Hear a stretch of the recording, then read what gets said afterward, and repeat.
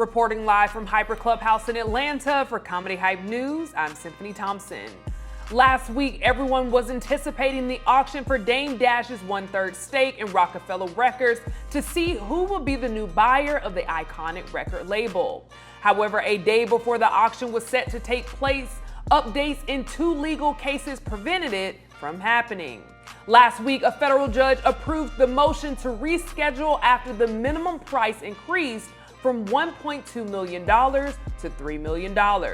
And according to sources, the price was increased to help satisfy debts for Dame's unpaid taxes and child support.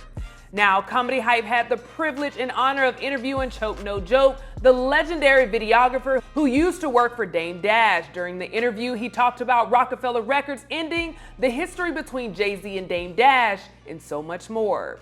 Well, the people have heard what Choke No Joke had to say and are sounding off in the YouTube comments. And in good Comedy Hype fashion, we have Choke No Joke here to address his recent interview. But before we get started, I must mention the upcoming Greenfest Festival thrown by the HBCU Green Fund. Greenfest will have music, food, spoken word, comedy, and activities for all ages on Saturday, September the 7th at Truly Living Well Farm in Atlanta. Please visit the Instagram page of the HBCU Green Fund for more information. Well, first and foremost, thank you, Choke No Joke, for joining me.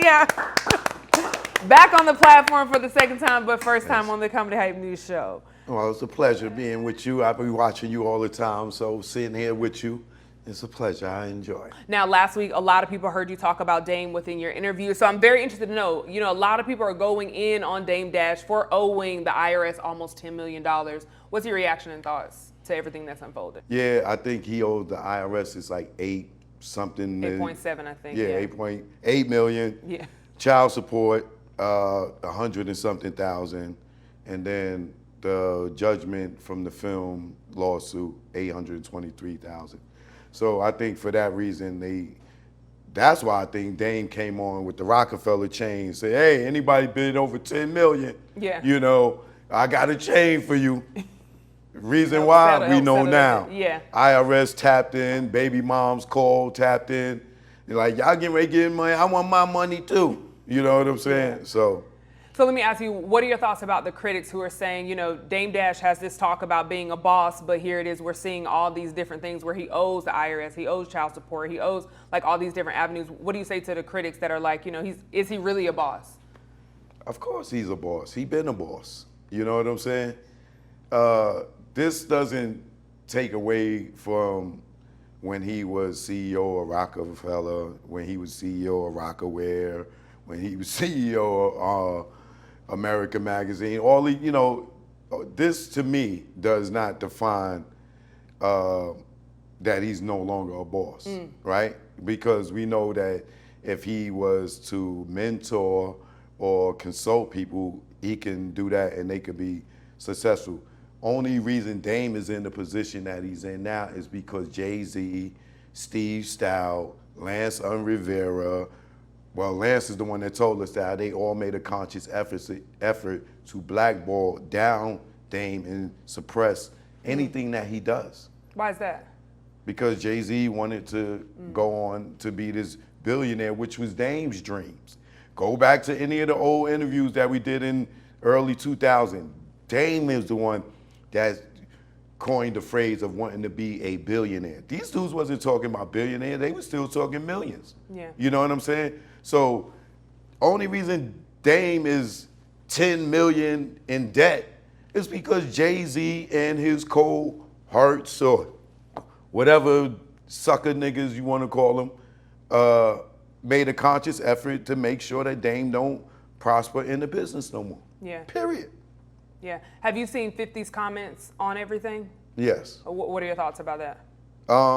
He said, 50 said, for those who didn't get to see it, 50, somebody asked 50 how he felt about Dame and his situation, and 50 said, Dame is the one that told me $1 million wasn't no money. Technically, 50 know today that's true. $1 million ain't no money. You know what I'm saying? Or isn't no money. Technically for him, like he just paid police $500,000 for security. Yeah. So Goes quick. if he had $1 million and he did that event and he had to pay $500,000 for the security, $1 million wouldn't be no money to him, right? Yeah. So when Dame told him that, he wasn't being disrespectful or pooping on $1 million, because if Dame had $1 million today, could it help him? No. No. So $1 million ain't no money, 50, right? Yeah. Well, what do you think is next for Dame as we're kind of like seeing all this? Do you think this is going to hurt his legacy as we're seeing all this happen publicly?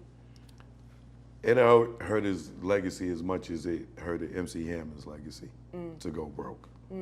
You once had it, now you don't, right? Yeah.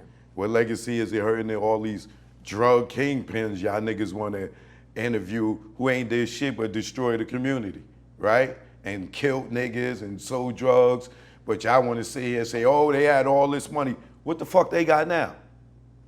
Dame got more than them niggas. Yeah. Right? Yeah. No, I'm not mad at it. You know, Dame could just take his career and go get a few dollars. What drug dealer kingpin can use his drug dealing skills to go get any goddamn thing? Nothing. Unless you're going to take your ass back to the street. And I think that's what a lot of people love. As I was like looking through some of the comments, a lot of people love just your honesty, your rawness in the conversation, but also too on the other side. I want to kind of pivot into your interview because I think your energy is felt. Like people feel, you know, when you speak, when you talk. Right. But then of course you have some people that are looking like, well, how credible is this source? Because we do see a lot of interviews of people, you know, whether it's Vlad TV or other sources where people are going on and saying they take the credit for things and people kind of question the credibility. So I want to ask a couple questions for you and then we can kind of roll out. One of them that went viral, you know, you put out some heavy allegations against Diddy. And a lot of people saw that, but some people felt like you're hopping on this bandwagon of like the Diddy train and, well, no Diddy saying that, but hopping on the bandwagon. This is comedy hype, I know. Look, all the laughs. But no, hopping on the bandwagon. What's your response to that? Or what are your thoughts to people who say that? You know, how do people know that what you're saying is true? Well, first of all, I don't have to prove shit to nobody, right? Why would I make up Diddy hitting on me? What the fuck?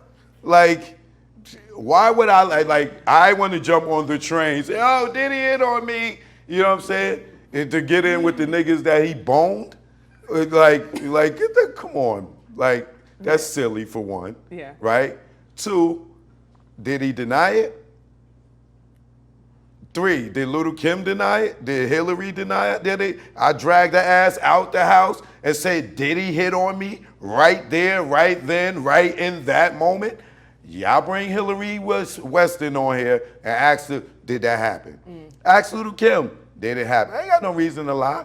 And I provided pictures to you. Yeah, and which to show you that I was with Diddy that night. I provided more pictures to show that, like I said, we was at Steve Rifkin's house, right? Now, I never knew this, these pictures exist until I did this show and I saw people with doubt, right? Yeah. So I went searching for pictures from that night. It gotta be pictures.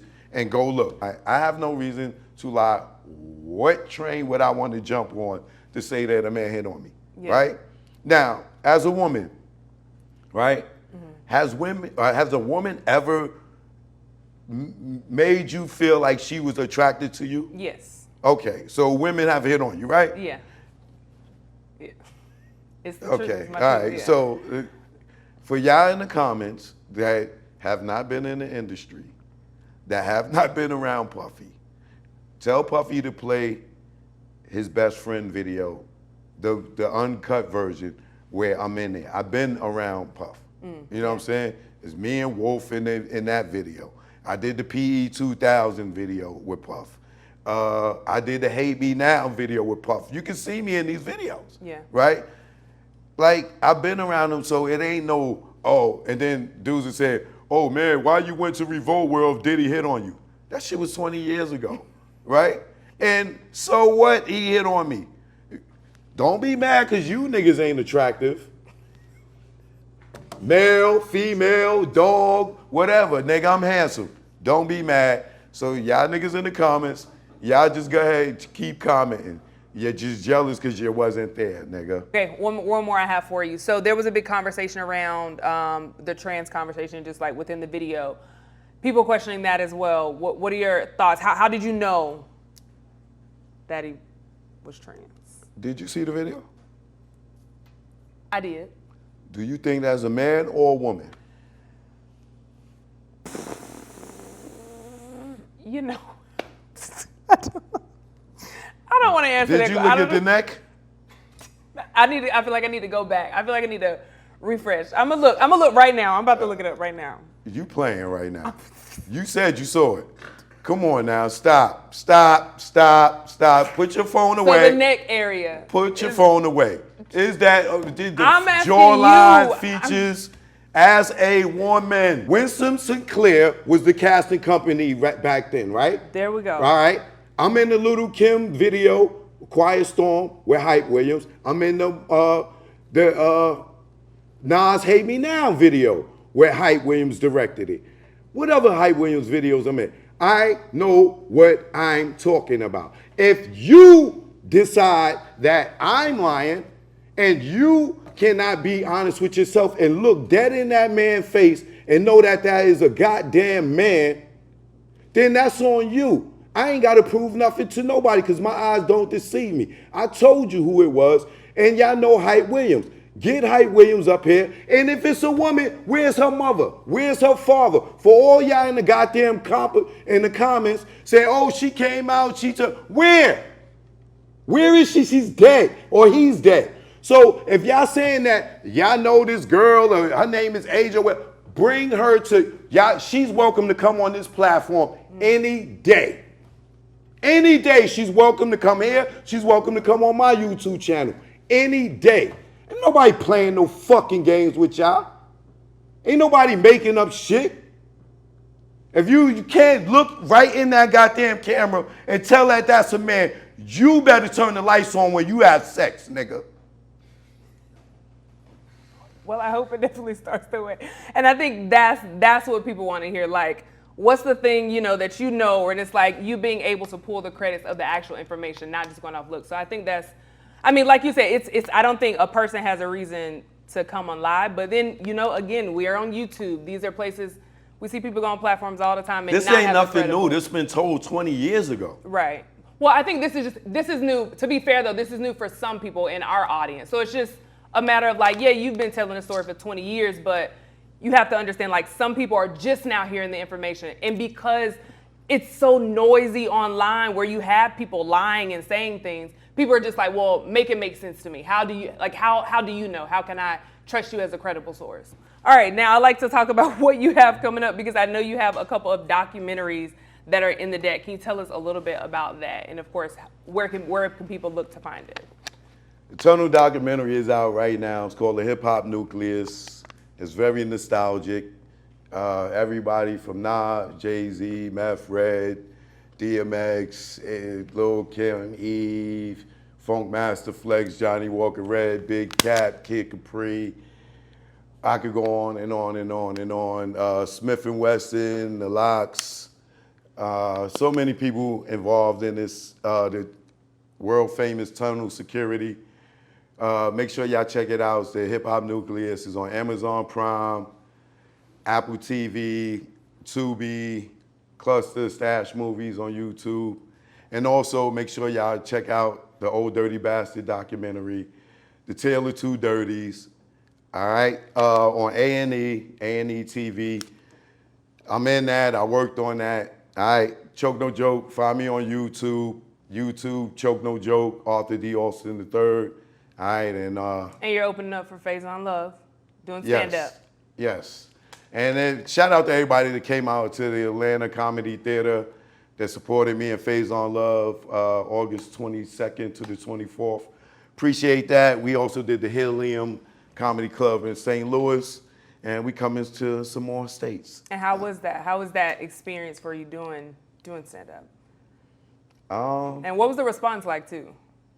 The response was good. Yeah. For my first time, the very first time I did it in St. Louis, it was good. I didn't get booed. I got laughs, and I got a lot of encouragement to keep going. Same thing in Atlanta. I got even more encouragement to keep going because after the first time I did it, I didn't have butterflies because I'm not afraid of shit. Yeah. But to, do 5 shows at a real comedy club, not no open mic, and then there's sold out shows every night, and get up there and just be thrown into it. And I feel I did great. The experience was great, and I got great feedback. Yeah, absolutely. Well, we definitely look forward to you continue to do that. Comedy is definitely a place where you can be honest and kind of make them laugh at the same time. So I know a lot of people are going to appreciate that as well. And as always, I appreciate you for joining us right here on Comedy Hype News Show. I'm sure we'll see more interviews from you and more information about hip hop and history and all the things. And make sure our audience checks out those documentaries as well. But you heard from us. Now we want to hear from you in the comments below. What are your thoughts about Dame Dash owing $10 million to the IRS and the critics who've been criticizing him along the way? And also, remember to bring the entire family and stop by the Comedy Hype booth to say hello at the HBCU Green Funds Greenfest for music, comedy, food, and spoken word. Reporting live from Hyper Clubhouse in Atlanta for Comedy Hype News, I'm Symphony Thompson.